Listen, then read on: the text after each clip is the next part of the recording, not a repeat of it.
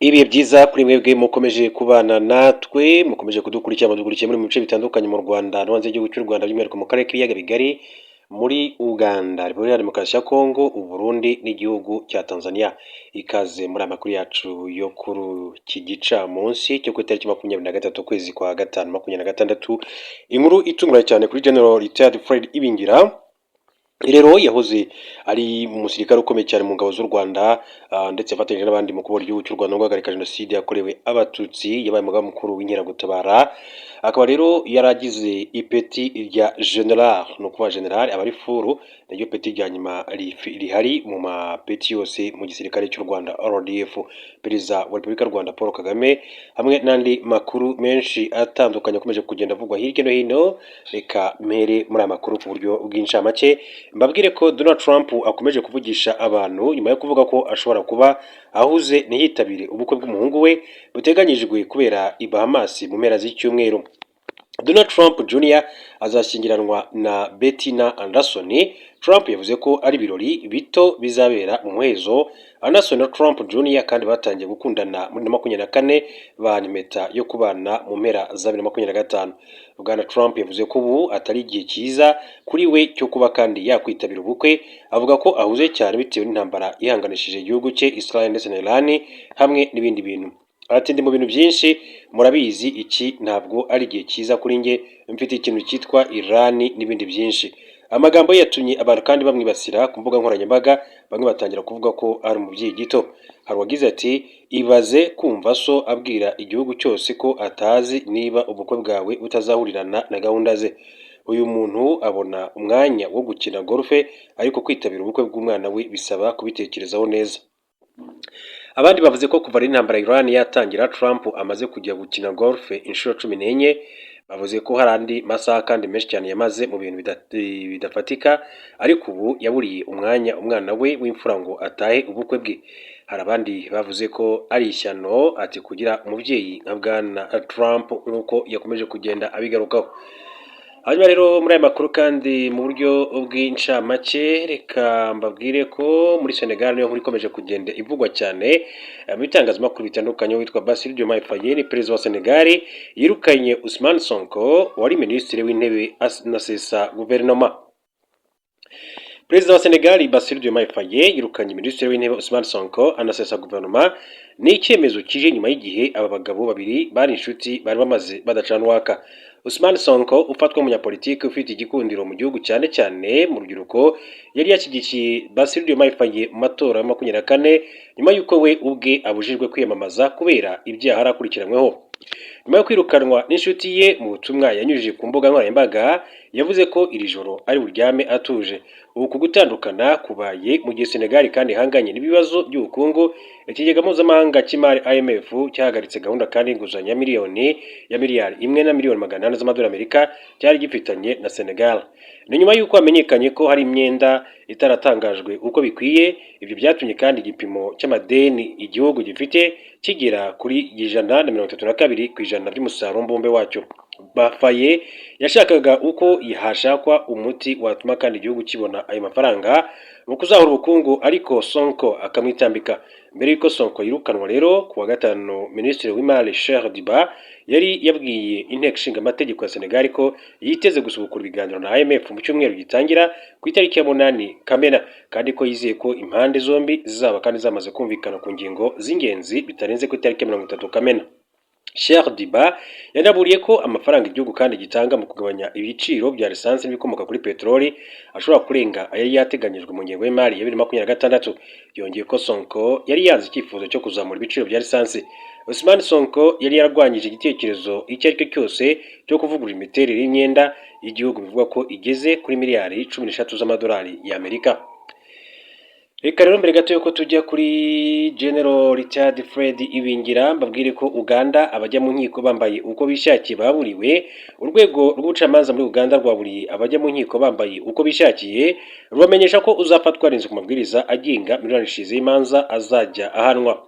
rwamenyesha abajya mu nkiko ko amabwiriza 2024-2029 agenga imiburanishirize y'imanza abasaba kugira imyitwarire myiza, kubaha abacamanza n'ibikorwa remezo bakoreramo. Uru rwego rwatangaje ko kwinjira mu mbago z'urukiko cyangwa imbere mu rukiko yambaye imyambaro iri amagambo, ibishushanyo cyangwa se ibirango byibasira abandi azaba ari ikosa. Ayo makuru kandi nk'uko akomeza kugenda abivuga, urwego rwatangaje ko kwinjira mu mbago z'urukiko cyangwa se imbere mu rukiko yambaye imyambaro iri amagambo, ibishushanyo cyangwa se ibirango byibasira abandi. Ruti mwambare byiyubashye mu rukiko no mu mbago zarwo, ntimunambare imyambaro iri amagambo, ibishushanyo n'ibimenyetso byibasirana. Abajya mu nkiko kandi basabwe kwirinda amagambo ndetse no gukoresha mu mbago z'urukiko ibimenyetso by'umubiri byibasira abandi n'indi myitwarire ishobora kandi kubangama, irimo gusakuza ndetse no kuririmba mu rukiko.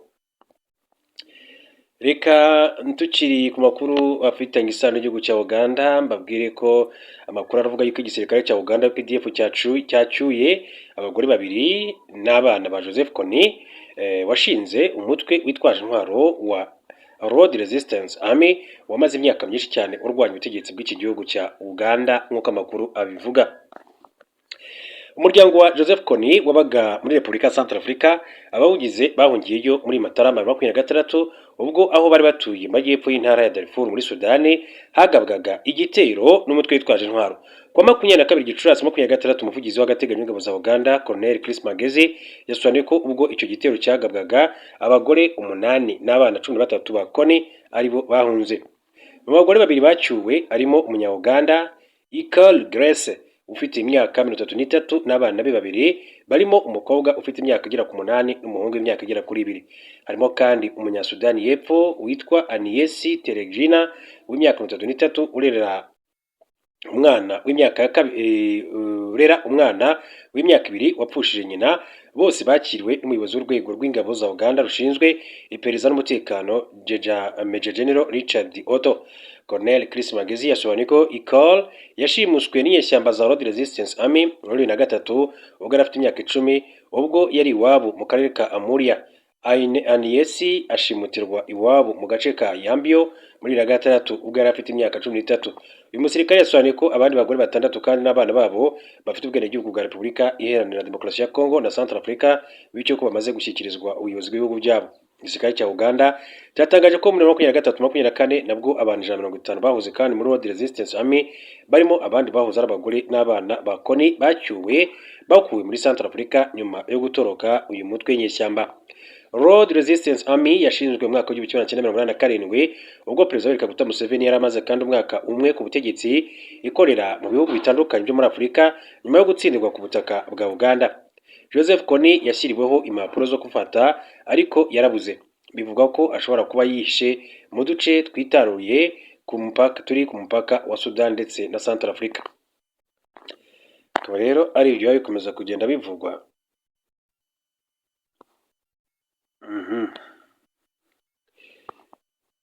Ibyo ngibyo bikomeza kugenda bivugwa muri rusange. Hanyuma dukomeze tureba n'andi makuru atandukanye akomeje kugenda avugwa. Reka tujye kuri General Retired Fred Bingira, mbabwire ko igihugu gitewe abasaza twese twajya mu ndake ntawadukuramo. General Retired Fred Ibingira. General Retired Fred Ibingira uri mu basirikare bayoboye urugamba rwo kubora igihugu yashimangiye ko mu gihe u Rwanda rwaterwa abasaza bari mu kiruhuko cy'izabukuru bashyirwa ku mipaka yarwo mu ndake kandi nta mwanzi wabaja kubakuramo. Yabigarutseho kuri uwo 8 Ugushyingo 2025 ubwo yitabiraga ikiganiro cyatangiwe mu biro rya 18 rya Unity Club Intwararumuri. General Retired Fred Bingira yagaragaje ko mu gihe kandi Perezida Paul Kagame akibaye u Rwanda nta mpungenge yose ikwiye kubaho. Yemeza ko abamutuka bakoresheje imbuga nkoranyambaga ariho bizagarukira kuko arizo mbaraga bafite. Ati bizajya bigarukira kuri biriya bitutsi gusa kuko nizo mbaraga bafite. Yerekanye ko kubona umuntu wabaye muri RPA agera hanze y'igihugu agatuka umukuru w'igihugu aba ari Kenya kandi ko urubyiruko rukwiye kandi kubimenya. General Fred Bingira yavuze ko mu gihe igihugu cyaba kandi gitewe umugaba mukuru w'ingabo z'u Rwanda yahita ahamagara abasirikare bose bari mu kiruhuko cy'izabukuru kugira ngo bafashe kurinda ubusugire bwacyo. Yemeje ko abasirikare bakuru bari mu kiruhuko cy'izabukuru bakwirakwizwa ku mipaka y'u Rwanda, abato bagakomereza aho igitero cyaturutse.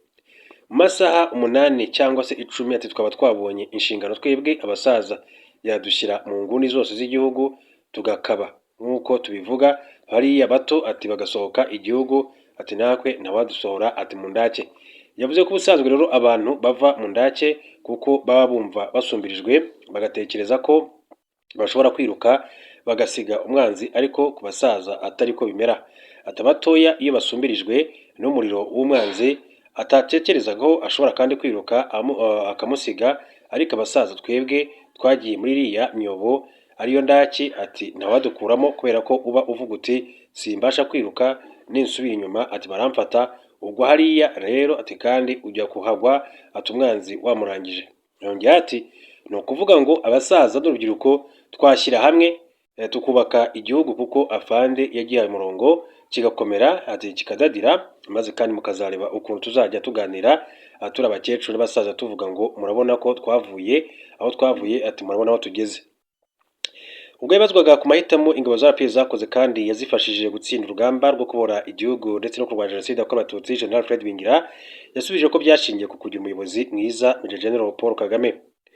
Akaba rero inyigisho yaduhaye ati uburyo yatuyoboye n'uburyo kandi yaduhaye icyerekezo ati byadufashe kurwana ati urugamba rwo kubora igihugu ati cyacu cyari ku ngoyi. Yagaragaje ko ubwo mwaka w'1990 ati abari abayobozi bakuru b'urugamba barangajwe imbere na General Major Fred Gisa Rugema bari bamaze kuraswa, byasabye ko Paul Kagame ava muri Amerika aho yari yaragiye kwiga mu gihe byashobokaga ko ahita yisabira ubuhunzi akiberaho neza aho yarari. Akigera ku rugamba yahise rero ahindura ibintu byose ati n'uburyo bw'imirwanire burahinduka, ibyafashije ingabo ati kubafasha ati guhangana n'igisirikare cya Habyarimana ndetse kandi zikabafasha gutsinda. Yavuze ko niba ari umuntu wari ukwiye guhabwa igihembo gishingiye ku bikorwa byiza ari Perezida Paul Kagame bitewe n'ibyo yakoze mu kuyobora urwo rugamba. Tujya tubona abantu bahabwa ibihembo, ariko niba hari umuntu ukwiye kandi igihembo kuri iyi si ni afande Paul Kagame, ariko ntatakibona ati kuri iyi si ahari kuri iyi si ati Imana izakimuha. Yagaragaje ko umukuru w'igihugu yemeye kuva aheza yarari akaza kwitangira igihugu, nuko umugore yemera kandi kwicwa ari kurinda umwana we. General Fred Ibingira yavuze ko nyuma y'urugamba rwo kubohora igihugu no guhagarika jenoside yakorewe abatutsi abasirikare babujwe kwihorera, nyamara kandi barasangaga abo mu miryango yabo barishwe bazira ko ari abatutsi. Ibyo byose yemeje ko byashingiye ku miyoborere myiza ya Paul Kagame, ubagaragarije ko bagomba rero gutandukana nabo barwana. Muri Kanama 23 nibwo Perezida wa Repubulika Paul Kagame akaba n'umugaba mukuru w'ikirenga w'ingabo z'u Rwanda yiyemeje ko barimo General James Kabarebe, General Fred Bingira na Lieutenant General Charles Kayonga bajya mu kiruhuko cy'izabukuru. Hanyuma mbabwire ko mu makuru akomeje kugenda avugwa ni Perezida wa Repubulika y'u Rwanda Paul Kagame rero ku munsi w'ejo akaba yerekanye inyungu yo gushora imari muri siporo. Perezida Paul Kagame yitabiriye inama nyunguranabitekerezo ku ruhare rwa siporo mu ishoramari rya Bar Investors Summit, yerekana amahirwe ari mu ishoramari rya siporo, agaragaza ko siporo yatumye ibyinjizwa n'urwego rw'ubukerarugendo bw'u Rwanda byiyongera. Ni inama abereye muri Kigali Convention Center wa 22 Gicurasi 2026 mbere y'uko hatangira imikino ya nyuma irushanwa rihuza amakipe akomeye muri Afurika muri basketball ya Africa, Basketball Africa League Bar 26. Usibye Perezida Kagame, inama kandi yitabiriwe na Perezida wa Bar Amadou Gallo Fall, Komiseri wungirije muri NBA Mark Tatum, umuyobozi mukuru wa NBA Africa Claire Akamanzi ndetse na Perezida w'ishyirahamwe mpuzamahanga ry'umukino wa basketball FIBA Africa Anibal Manave. Ubutumwa kandi bwashyizwe kuri konti ya X y'ibiro by'umukuru w'igihugu Village Rugwiro bugaragaza ko Perezida Kagame yeretse abitabiriye inama amahirwe ari muri siporo. Ati siporo ni ngombwa kuko yunga abantu, ati ku Rwanda by'umwihariko twabonye inyungu nyinshi, mubona nk'uburyo ati byazamuye imibare yo mu bukerarugendo, aho abantu bashaka no kuza mu Rwanda, abashaka kuza mu nama n'abaza mu bikorwa nk'ibi ati baba babyihitiyemo, ari nabyo rero bafite ati muri gahunda zabo. Iyo ibihugu rero bishyize hamwe, iyo amarushanwa kandi ashyizwe hamwe, iyo abantu bishyize hamwe, inyungu zikuba inshuro nyinshi. Ntabwo ikintu cyiza ati nk'iki kandi ari cyo kwihererana mu gace kamwe cyangwa se igihugu kimwe. Uko abantu bakorera hamwe ati bagashyira hamwe birema isoko rinini kandi rifite impamvu zumvikana ku buryo rikora. Irushanwa rya Bar rero rikwera mu Rwanda ku nshuro ya 6 riri gutera intambwe idasanzwe mu bukungu, aho bigaragara ko byibuze mu mwaka rifasha NBA Africa kuzamura ubukungu bwayo ku kigero cy'100%. mu myaka 10 iri imbere umusaruro urivamo ugomba kuva kuri miliyoni 50 z'amadolari y'Amerika ukagera kuri miliyari 4 n'igice z'amadolari y'Amerika, ndetse kandi abagera ku 650 bakaba babona akazi kubera wo, nk'uko bigaragazwa na Claire Kamanzi uyobora NBA Africa. Nyuma y'inama kandi yatangiye imikino ya BAL 2026 aho ku mukino wa mbere AS Kevil Dakar yo muri Senegal yatsinze Al Ahly yo mu Misiri amanota 93-90, hakurikiyeho uwahuje RSSB yo mu Rwanda ndetse na FUS Rabat yo muri Maroc. Iyi RSSB nayo yaje gutsinda. Hanyuma andi makuru akomeje kugenda agarukwaho, makuru akomeje kugenda avugwa nuko abantu 169 buri umusozi wa Everest bazamukiye ku ruhande ruherereye muri Nepal. Biba ubwa mbere abantu bangana gutyo bazamutse uyu musozi mu munsi umwe. Everest niwo musozi muremure ku isi ku ruhande rwa Nepal. Uyu musozi ureshya na metero 8,848 umuyobozi mu biro bishinzwe ubukerarugendo kuri Everest yitwa Kimlar Gautam yatangaje ko urugendo kandi rwamaze amasaha 11 bafashwa nuko ikirere cyari kiza. Amashusho n'amafoto byakwirakwijwe kuri internet bigaragaza amagana y'abantu bari ku mirongo bazamuka umusozi. Kimlar Gautam ati wari umunsi w'amateka, yavuze ko byari byitezwe ko bagira umubare munini cyane basura. Ubuyobozi muri Nepal kandi bwavuze ko bugendeye ku gahigo kakozwe kuwa 20 Gicurasi aho abantu barenga 139 n'abayobora bazamutse Everest bakayirangiza umwaka wa 2026 ushobora kandi kuzasiga abantu 600 bawuzamutse. Rero amafoto agaragaza abantu rwose batonze imirongo barimo barazamuka uno musozi ba mbere ku isi muremure. Hanyuma andi makuru akomeje kugenda avugwa ni Leta Zunze Ubumwe za Amerika zikaba zamaze gutangaza ko zemeye gahunda yo kugurisha Ukraine misile zo mu bwoko bwa Hawk bifite agaciro ka miliyoni 108. Guverinoma ya Ukraine yari yasabye ko rero yagurishwa izo misile n'ibindi bikoresho bigendana nazo mu rwego rwo kurushaho kandi kwagura ubushobozi bw'igisirikare cyayo mu guhangana n'Uburusiya bwayigabyeho ibitero. Amerika yatangaje ko kwemera kugurisha Ukraine izo ntwaro bizayifasha mu kuzamura urwego rwayo no gucunga umutekano. Ubutumwa yashyize hanze bukomeza kandi bugira buti kugurisha izo ntwaro bizazamura ubushobozi bwa Ukraine ati ku bitero byo muri ibi bihe anazaza. Ukraine ntabwo izagira imbogamizi zo gukoresha ibi bikoresho mu ngabo zayo. Hawk Homing All the Way Killer ni intwaro zikoreshwa mu gucunga umutekano mu kirere zakozwe na Amerika, zigenewe kurinda igihugu cyangwa se ibirindiro bya gisirikare, indege z'umwanzi ndetse no guhangana n'ibindi bitero byo mu kirere. Ikaba rero ari intwaro zikomeye cyane, zimwe mu ntwaro zikomeye cyane kandi zinakanganye. Reka dukomeze turebera n'andi makuru atandukanye.